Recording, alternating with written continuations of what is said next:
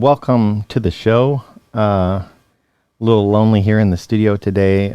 Dyer is out and about working, I think. It's a pretty good day to be out and about, though. Thursday, June 3rd. Top 3 days or the top 3 national day. I'll get this right eventually. No one's here to make fun of me. The national day today is National Egg Day, like the incredible edible egg. If you haven't had any eggs today, now would be a good time to think about breakfast for dinner. It's also National Chocolate Macaroons Day. Personally, I'm not fond of macaroons. It's not my favorite, but definitely something to look to. It's also National Repeat Day. It's also National Repeat Day. It's also National Repeat Day. So hopefully you guys are enjoying it. I had a pretty fun day. I was out and about in it for a while. The sun and stuff, at least on my neck of the woods, was pretty. It was nice being out in it. The events of the day left a little bit desirable. I prefer to be here talking with you guys about the good news. Dyer did send me a message a couple of days ago, something to give a shout out about, because this is our first show of June. June is like a big month for things happening. So per Dyer, this is my text messages from him. On June 10th, we will have our first solar eclipse of 2021. It's called the Ring of Fire. We just got done with our first lunar eclipse of the year. So this is the first solar eclipse where the moon goes in front of the sun, and the last one was Earth going in between the sun and the moon. Okay? So that's June 10th. You can look for that. Also on June 14th, Moon and Mars is going to appear really close to each other, I guess, in the sky.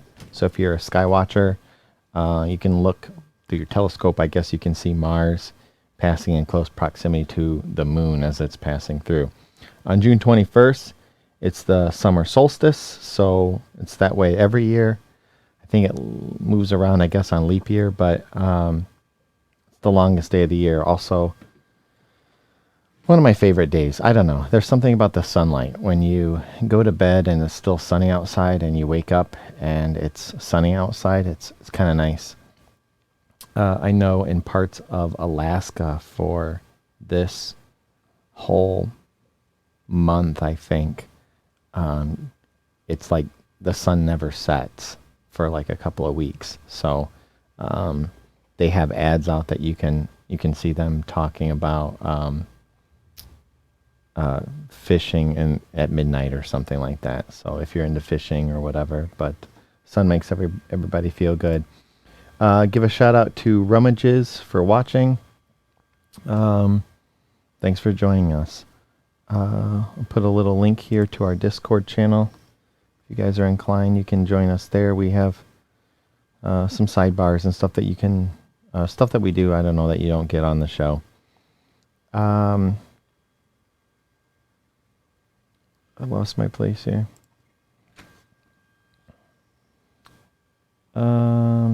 Okay, and then the last thing for June, this is from Dyer. June 24th is the last supermoon for the year.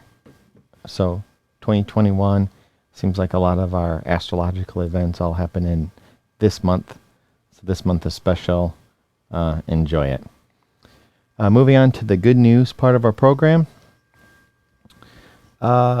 The first little bit of good news is this is the first time since we started doing the show way back when that, let's see here. I'm going to pull up my little archive here. So we started doing some test runs for the show.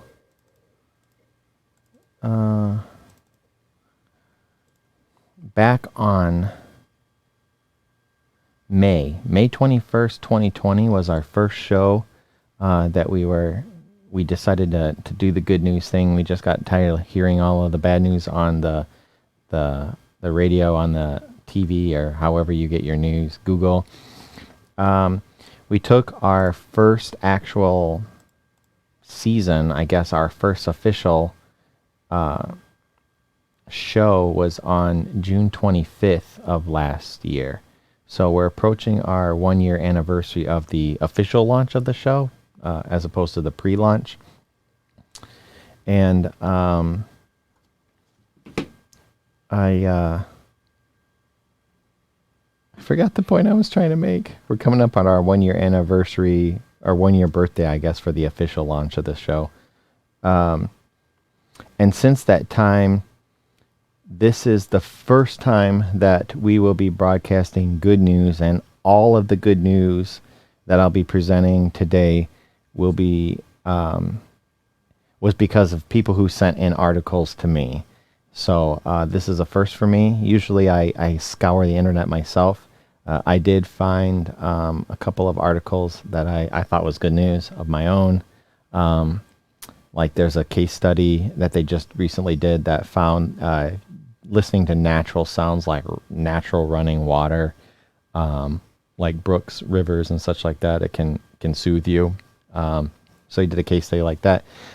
That particular article is not going to be broadcast today because all the ones that I am are all going to be articles that you guys sent in. So the first one, see if I have any new viewers. Okay, my first one is a diver rescues an engagement ring from a freezing lake after it slipped off a bride-to-be's finger. I don't know if you guys have ever been inside like a pool or something with cold water, but your fingers tend to like shrink a little bit. And I actually lost a ring one time in the pool. Really, really easy to do. Sometimes easy to do if it's cold outside.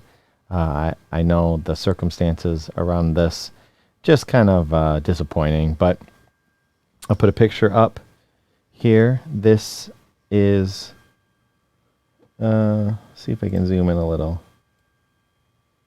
There's the diver, the bride, and her husband all there. A soon-to-be wed couple have hailed an amazing diver after he found their lost engagement ring at the bottom of a lake.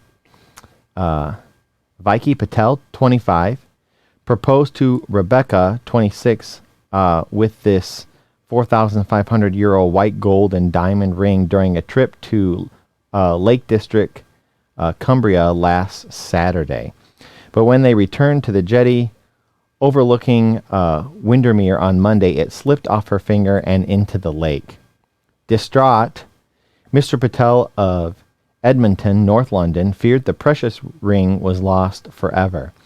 But after hearing of their plight, a local underwater diver, Angus Hosking, who often carries out litter picks on the lake, found it in 20 minutes with a metal detector. Mr. Patel said he was scouting around for a while and I was starting to get worried. Then he emerged from the water with a smile saying, "I think I have it." Here's another picture I'll put up here.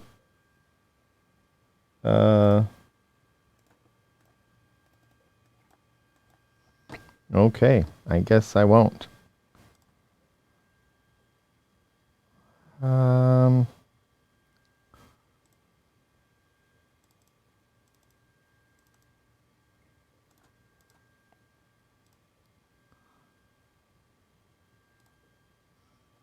Okay, here's a picture of him coming out of the water. So you can see him coming out of the water there. He's holding something. Okay, they went back to the hotel where his fiancée was waiting and presented her again with the ring. Mr. Patel said she was really happy, but also a bit in shock. Later, she said to me, "I wasn't expecting it. I just didn't have the words."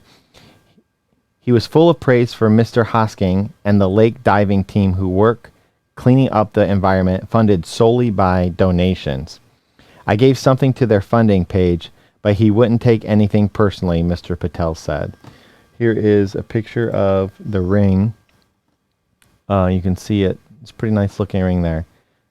So after taking him home, I popped into a shop and bought a bottle of gin for him, which made me feel a bit better. He really is a brilliant, brilliant man. Mr. Patel proposed to his soon-to-be wife, who lives in Birmingham, while they were having their photographs taken on the shore of the lake on Saturday evening. He got down on one knee and presented her with the glittering jewelry after the weekend was delayed 5 times due to COVID travel restrictions. 2 days later, they returned to the same location for more photographs on the jetty.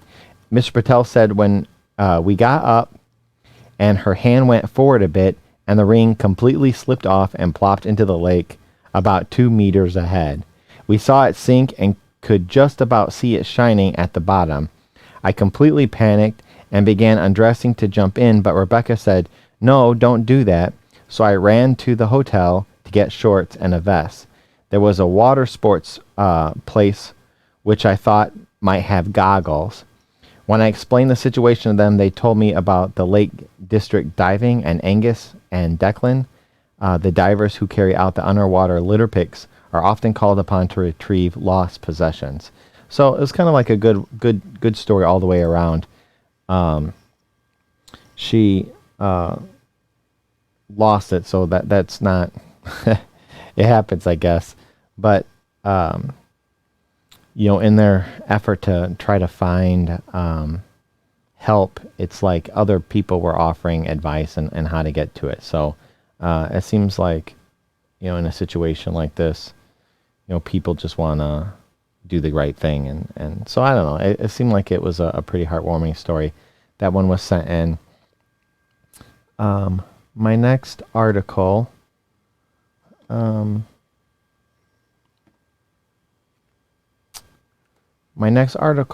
is about a 7-year-old boy in Florida swam for an hour to help for his dad and sister who were stranded in a river. Now, I personally have a 9-year-old child who I don't even know if she would walk for an hour. An hour swim for any human being is actually pretty strenuous. I mean, for an athlete, you have the triathletes and such, Ironman tournaments and things where you swim for quite a while. But a 7-year-old boy, it just is mind-boggling, this story. Hey, Super Alley. Wish you were here in the studio. So this 7-year-old boy,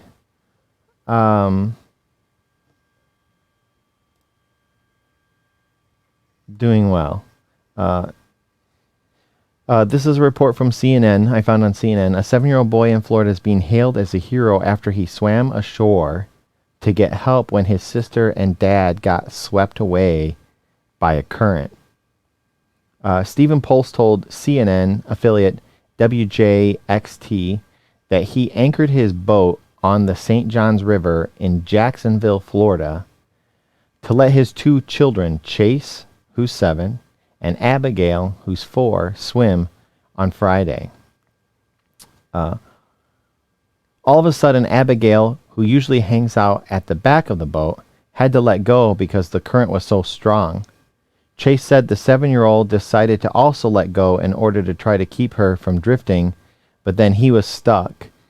Pouse jumped in to try and help them and told Chase to swim to shore while he tried to reach his daughter, who was wearing a life jacket. I told them that I love him because I wasn't sure what's going to happen, Pouse said. I tried to stick with both of them. I wore myself out. She drifted away from me.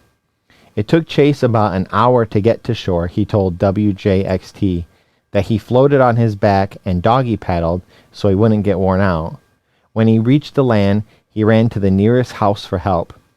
Meanwhile, his dad and sister drifted about 1.5 miles to 2 miles away from the boat's location, according to the Jacksonville Fire and Rescue Department.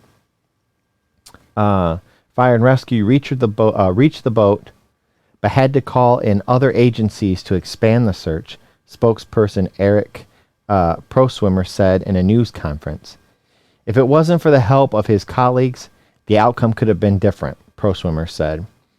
We had every resource we could have possibly coming quickly, and we are happy to say all three have been recovered. And all three are doing well, he said. We couldn't have asked for a better outcome.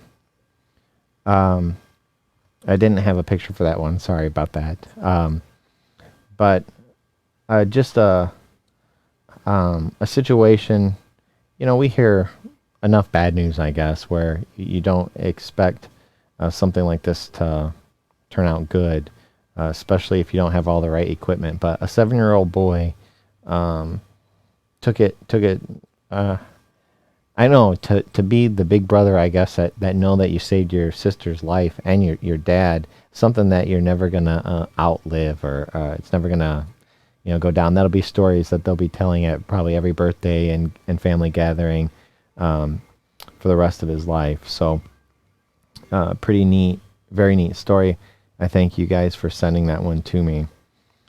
My next article.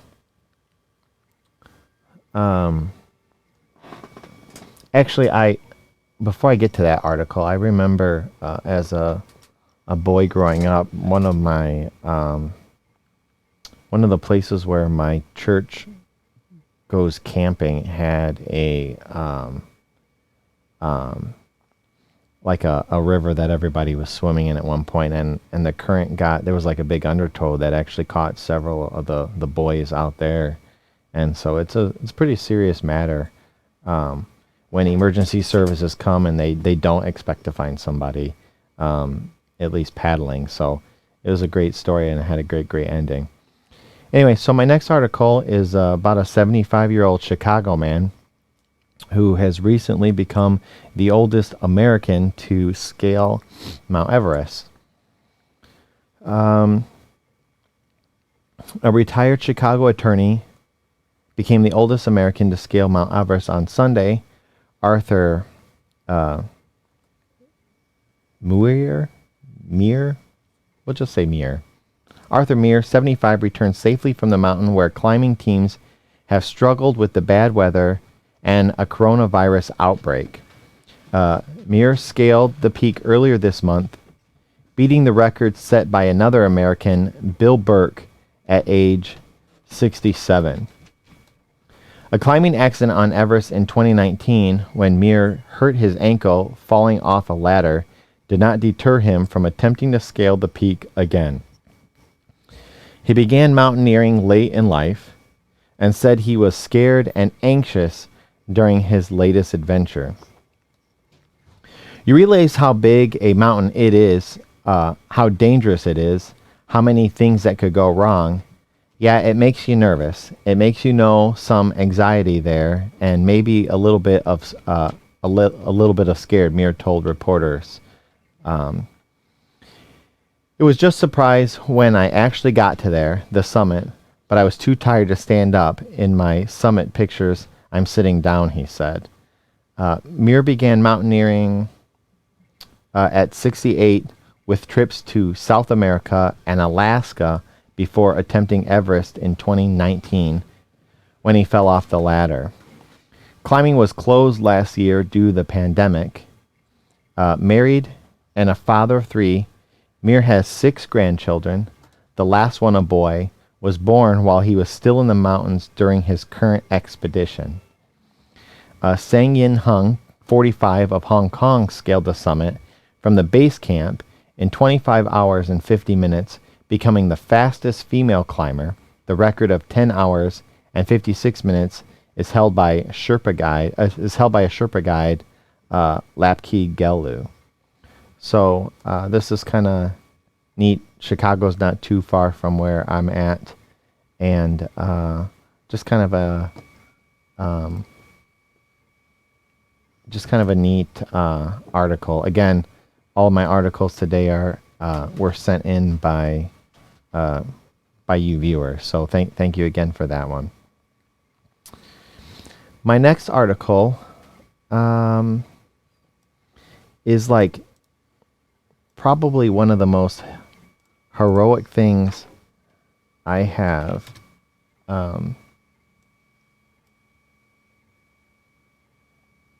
One of the most heroic things that I've heard of in a very long time. Let's see here. I'm trying to see if I can get this video up and running for you. So, this happened in California when a teen girl pushed a bear off of her backyard wall to protect the family dogs. So, oops.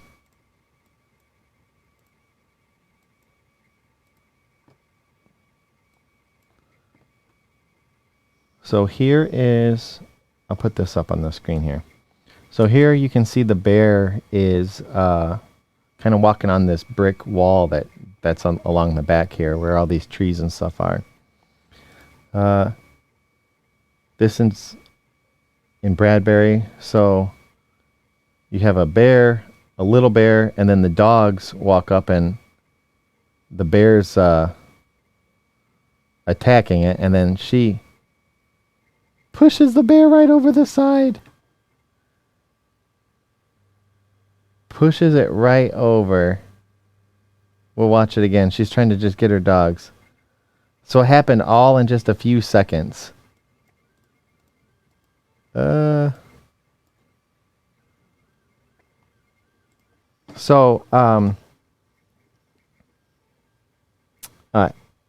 Morinico wasn't really thinking when she confronted the black bear that wandered into the backyard of her California home on Monday.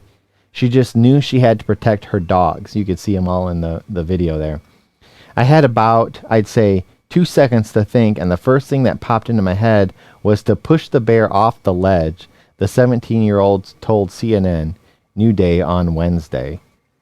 The family lives in Bradbury, California, which is near Los Angeles in the foothills of the San Gabriel Mountains. Home surveillance video shows the bear walking along the top of the concrete brick wall with 2 cubs when 4 dogs ran towards them, barking and growling. So the bear was really, you can see in the video, was only being defensive because it was walking with the cubs, and then the dogs come running up, barking like crazy, and then the bear took like a defensive posture. It wasn't there benevolently looking for something or specifically for the bears or whatever. It just felt provoked when the dogs went up running. Of course, the dogs came outside and felt provoked because there was something in their backyard. So anyway, in the video, you can see the bear swipes at the larger dog a few times with its paws, then seems to try to pick up a Valentina, a 3-year-old Yorkie that was right in the middle of the action. Morinico told CNN that Valentina is her mom's emotional support dog and an important part of the family. I couldn't bear to let anything happen to her because I know the pain would have been way too much for my mom to handle. She said, "Really, I think I did this for her." When she got to the dogs, she realized that she was face to face with the bear. I had to push her with a pretty good amount of force, but it was just enough that she was able to lose her balance and she was able to fall off to the other side, Morinico said.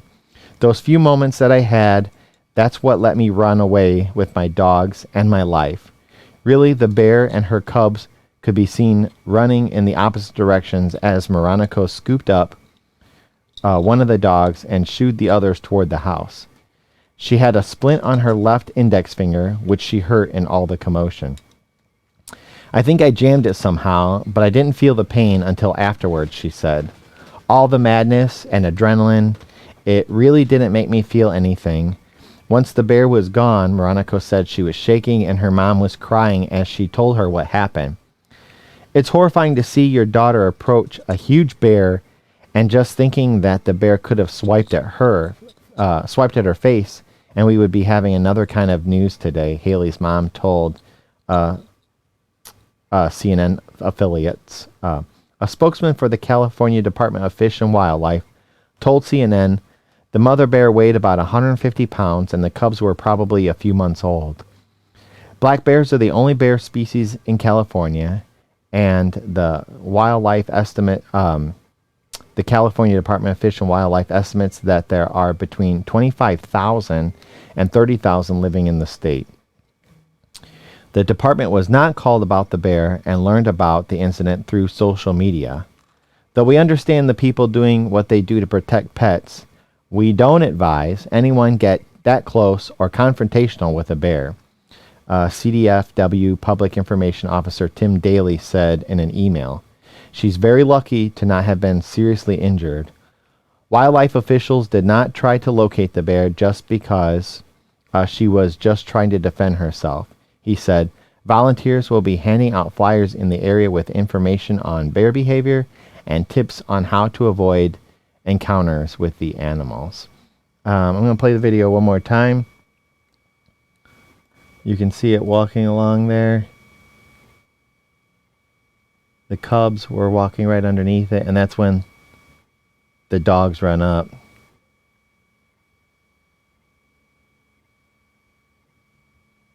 And she just pushes it over. It's incredible.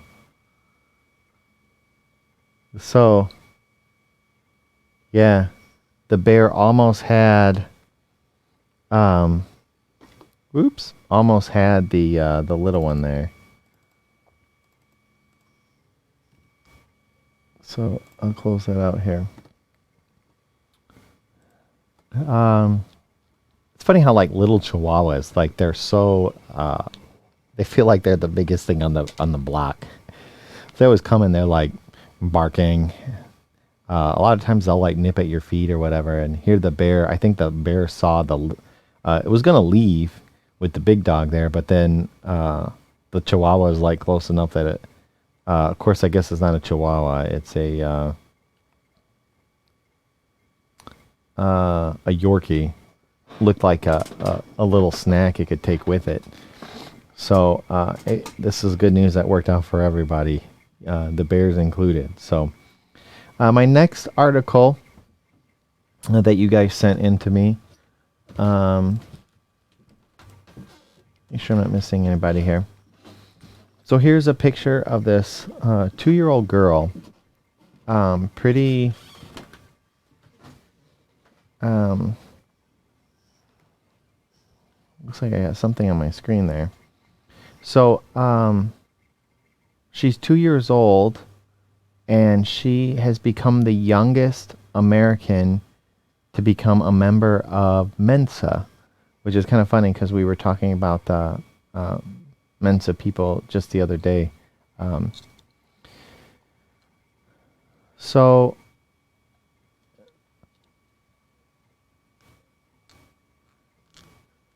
The article starts here with, could you recognize all 50 U.S. states just by looking at the outline of their shapes? How about naming rapid fire every element on the periodic table from glancing at the symbols? California, Kashi Quest can do all those things, plus a whole lot more, and she's only 2 years old. To top that off, with a lofty IQ of 146, Kashi recently became America's youngest Mensa member, since the International IQ Organization admits only the top 2% of the most intelligent people to its ranks. It's a pretty staggering achievement for someone of any age, much less a toddler. Displaying advanced language skills far beyond the majority of her peers, her parents, Devin and Sakuchi Quest, believe they saw early signs of their daughter might be Mensa material. Her 18-month pediatric checkup confirmed their suspicions. She has always shown us more than anything the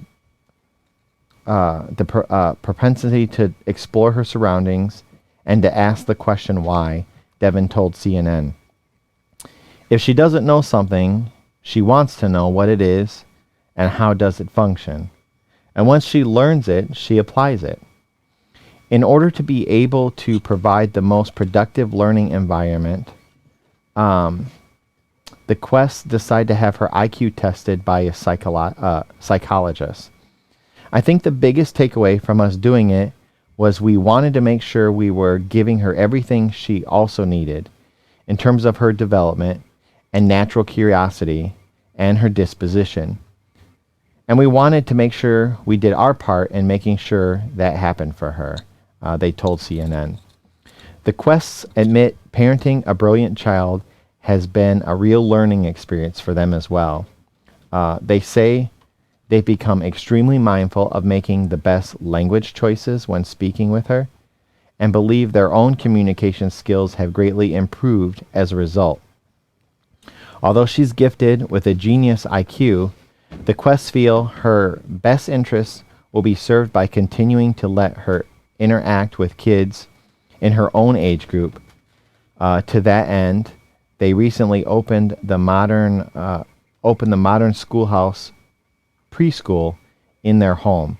A dozen students were enrolled in the inaugural class, and there are plans to expand to a larger facility. So while it's too early to know if they have a future Jeopardy champion in their midst, right now the quest's focus is on making sure she has a happy, well-adjusted childhood. She's a toddler at heart, and we want to keep her. We want to keep that beautifulness as long as we can. They told ABC 23. So you can see she's pretty adorable. Kind of a neat. I mean, they're going all out. I mean, I don't homeschool my kids, and I haven't homeschooled. I do know people who are homeschooled and everything, but if you were, at a level where, or you had a child or whatever that was at a level that you thought was greater than whatever the school could provide for them, would you open up like an actual school inside your house and then plan to teach like a dozen of them? That's pretty well focused, pretty well committed, going all out for your 2-year-old. So congratulations to the quests, and to her for being the youngest Mensa member. It seems like America's like making all kinds of records here now. Okay, my next article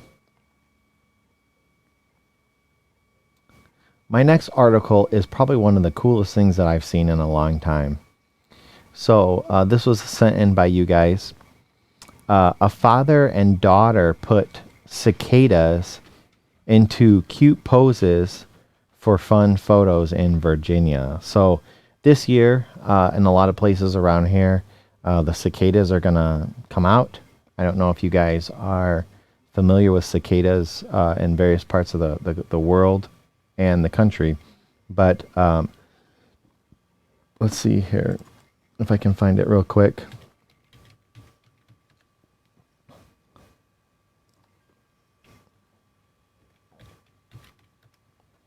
So 2021 is considered a cicada year. So what happens is like every 17 years, cicadas come up, out of the ground, and they start having their reproductive cycle. They only live for like 4 to 6 weeks, where they climb around in the trees, and they, I don't know if they have eggs or whatever, but they end up dropping off their the little, I think they call them nymphs, and they hibernate and mature for like the next 17 years, and then they come out. So it's kind of a neat cycle. And this one is a year for this. So Gen Xers and folks born between 1965 and 1980, there are roughly 65.2 million of them in the United States. Brood Xers are also native to America, but this year you can expect a population of about 1 trillion or so of them to show up in the backyard across swaths of the Mid-Atlantic and Midwest. So brood Xers are what they're calling these cicadas. Okay. Since this year's huge batch of brood X cicadas is of the 17-year variety, keeping mum underground for nearly 2 decades, lying in wait to emerge and mate, accompanied by an exuberant and sometimes ear-shattering chorus that would have been Beethoven, or would have made Beethoven proud. They're grabbing quite a lot of media attention. This is a real treat. This is an unusual biological phenomenon. Periodical cicadas only occur in the eastern United States. They don't occur anywhere else in the world. Etymologist Eric Day of Virginia Polytech Institute and State University Extension told CNN, "It's just going to be an amazing big bug show."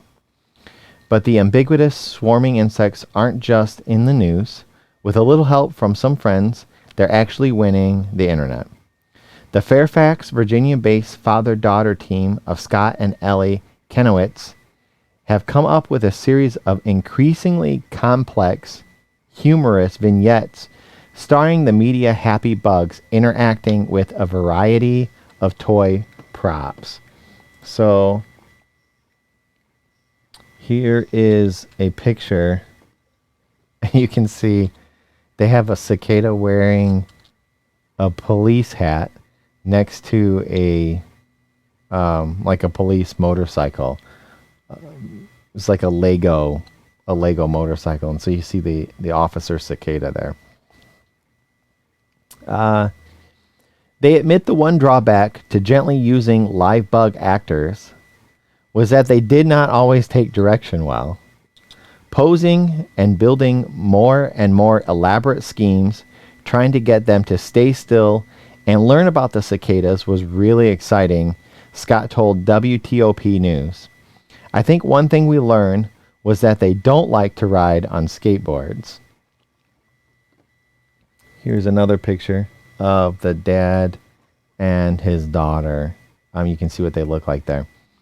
"It was fun to try to get them to stay still and pick them up," 11-year-old Ellie added. "I wanted to put them on more cars and more miniature things. It's certainly the kind of family project to spark creativity, but its duration will be short-lived. The cicadas' above-ground life cycle only lasts a few short weeks.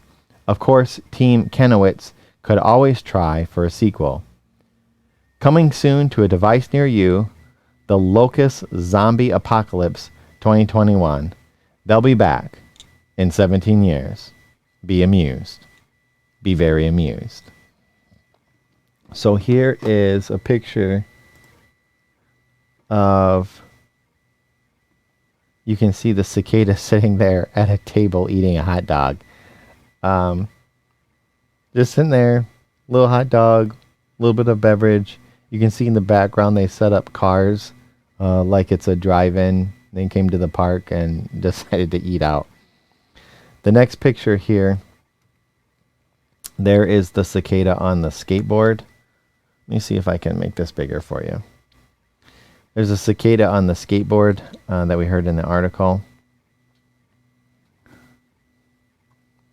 This one is another police one. They've got two cicadas here. One of them they put inside. He's driving the semi, and the other one is in the back. He's like in jail there. This one is cicada taking his boat out for a wonderful weekend, I think. And then my last picture here, it looks like several cicadas. One of them is a chef. It looks like he's delivering food and materials, and you got two other patrons in the back waiting to eat. So they had a lot of creative time there. We don't get cicadas where I'm at, a little bit east of here. We get them every once in a while. I would never have thought to like walk outside, grab live bugs, and then pose them for just candid, fun photos. So, congratulations to I don't know. Congratulations to Ellie and her dad just for coming up with the idea. I don't know who thought of it first. Was it the dad messing around or the little girl? But it's a great time, a great way to spend some time with your kids, and it's definitely something that you don't do every day. You probably never done before, and it's going to be a long time till you do it again. So that's kind of cool. So my next article here Let me see. Is a couple decides to hide $1,000 cash inside baby supplies at Target to help other families. So here's a picture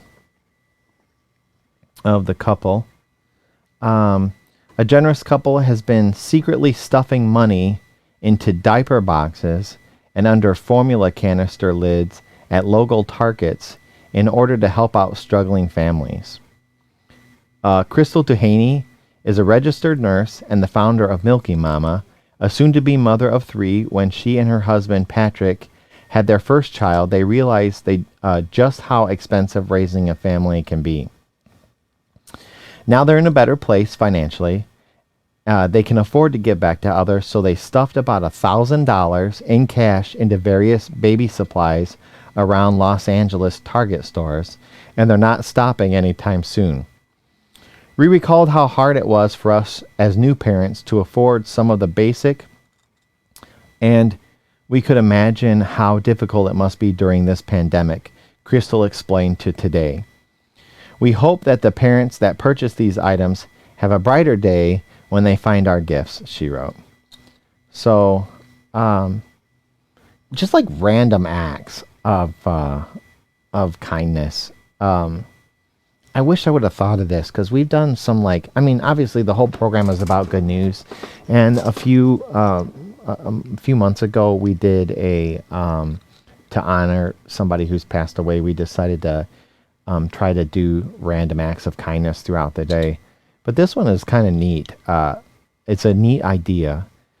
You don't just leave it lying there. It can't be in something that's open, so that's not like somebody's going to take it out and then get in trouble for. It's not stealing per se, but you just shove it in the box. So sometime, they're going to open up the baby, the baby diapers and find, a couple $100 or something in there. That would definitely make my day. And personally, I've done a lot where, I'll be at a restaurant or something and I'll single out somebody in particular, an elderly couple or somebody sitting by themselves, and I'll buy their dinner or lunch or something. And I like being anonymous. There's just a good feeling about watching somebody receive something they weren't expecting, or just a random act of kindness, or an unexpected gift, or just an extra something, and you see their face light up across the room. And I know some people like attention, and some people do the good deed for, the reward out of it. I don't know if this lady is trying to do that, since they posted it and now it's made the news. But it is kind of cool to do it just for the act of doing it, and knowing that you made somebody happy, and without being, doing it anonymously. I just like doing it anonymously, because then it's for sure genuine. I didn't do it for any other reasons. I didn't have any other ulterior motives. I went to the McDonald's the other day, and we have like these 2 lines, and I accidentally, I think I got in front of somebody, and I shouldn't have, because when I got to the window, it wasn't my order that they read to me. So I paid for my order, and then I ended up paying for the guys behind me, because I kind of felt like I cut in front of them, and I didn't mean to, but so that one was a little bit different. But moving on to my next article. It looks like we're running out of time, so I hope I can get through this. But so at an airport, a man buys a ticket for someone desperate to get home. While waiting in the ticketing line, a man and his wife overheard a man at the counter trying to get a ticket to Las Vegas. He was having trouble. He only had $150, and that wasn't enough. The ticketing agent was pretty unhelpful and told him he needed to go online and look for options. The man kept trying to explain his situation to her, but wasn't getting anywhere. His English language abilities were limited, so it was difficult for him to communicate. He was becoming increasingly frustrated, and she was becoming increasingly indifferent, which is like really tough. If you, I've been in a situation where you're trying to get something, a birth certificate or social security card, or your order got messed up at the restaurant or something, and you're in line and you're trying to like explain to somebody, and they just don't care. They don't care that you're going through a bad day. They don't care that you lost something. They don't care that it wasn't right. They just want to get past you to the next person in line.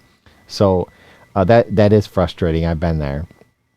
So after he finally despondently turned away from the counter, this guy's wife's colleague, Fernando, went up to the man and asked what was up. So the man's name's Fernando. He walked up to the man and said, "Hey, what's going on?" He speaks Spanish, so able to understand his story. The man had lost his job here in San Francisco area and had no place to live and only $150 in his pocket. He had family who were living in Las Vegas, and he was trying to get there. He was told he could get a ticket for $150, but told Fernando that he couldn't read, didn't have a computer, and didn't know how to access the internet from the airport, let alone navigate how to purchase a low-fare ticket. Fernando believed him and wanted to help him. They walked back to the counter, and Fernando purchased a $330 ticket to Las Vegas for the man. Fernando didn't ask for anything and trusted that the guy's story was true. He followed his heart because he wanted to help him, and most importantly, he did. That's kind of the decision, You make a decision. I'm just going to do something. I like doing the good news here. I've had, everybody has days where you have ups and you have downs. Sometimes just making a decision to do something good can really, truly turn your whole day around. You can be having a bad day, and I find that just buy the coffee for the guy behind you in the drive-thru, or leaving an extra big tip at the lay at the counter when you're getting your McDonald's lunch or whatever, to slip $10 or $15 across the counter and tell the guy standing there, "Hey, let me buy you lunch today." It'll totally change things around for you. And I truly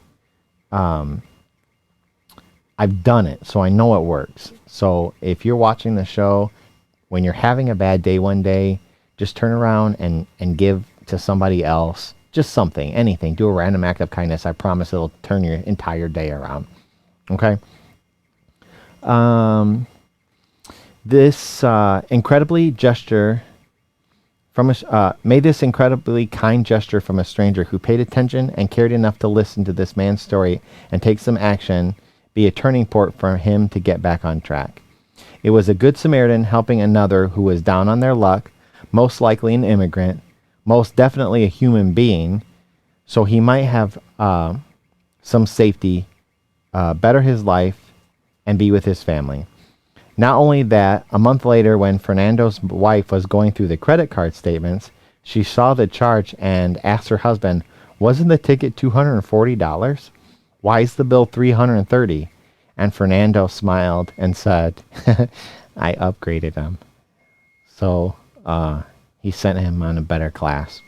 There's a really neat story I heard from my grandpa about a man who's driving his car down an old dirt road, or a country road at least, and his car breaks down, and he couldn't get his cell phone to work, so he walked to the next farmhouse, and he knocked on the door, and he said, "Hey, can I borrow your phone? I need a tow. My car's out there. I can't get it going, and my phone's not working." And the farmer says, "I've got a tractor, and I got a barn. Let's just pull it in and see what's wrong. Maybe we can save you some money, So he takes the tractor out there, he tows it in, spends all afternoon looking at the car. They find out what the problem is, and he goes and buys a part, comes back, and in the meantime, the wife made the guy lunch, the guy eats in the house, the farmer fixes his car for free and then sends him on his way and refuses to take any money back. It's just kind of a good, heartwarming story. It'd be nice to hear just more people doing good things. I was at a funeral this last weekend, and I heard story after story after story about one person who did that his whole life.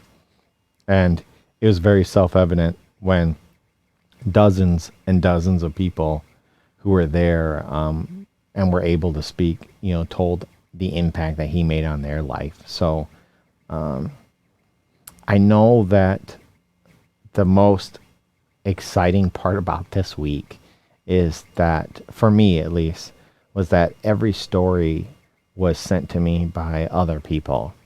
So I do appreciate it. I do appreciate you guys watching. I appreciate you guys thinking about the good news like I do all week long.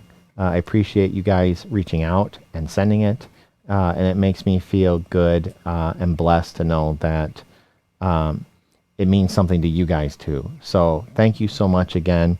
Again, this is our first show on the air where all the articles today were sent in by you guys.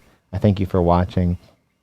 I know that Dyer is going to be working, so I don't know how the schedule is going to work out this coming week. His Wednesday 4 p.m. show might be preempted, or it might be moved to a later time, or it might be moved to a different day, like we might be moving to a Saturday, or it might be more flexible. So stay tuned. We'll send out a message on Discord to let you know updates about that. As for me and whoever else may or may not be in the studio next week, I'll be here next Thursday at 4 p.m. Central. I appreciate you guys watching. Hope you have a great weekend. Enjoy the rest of the day, and enjoy all the good news around you guys too. Have a good night.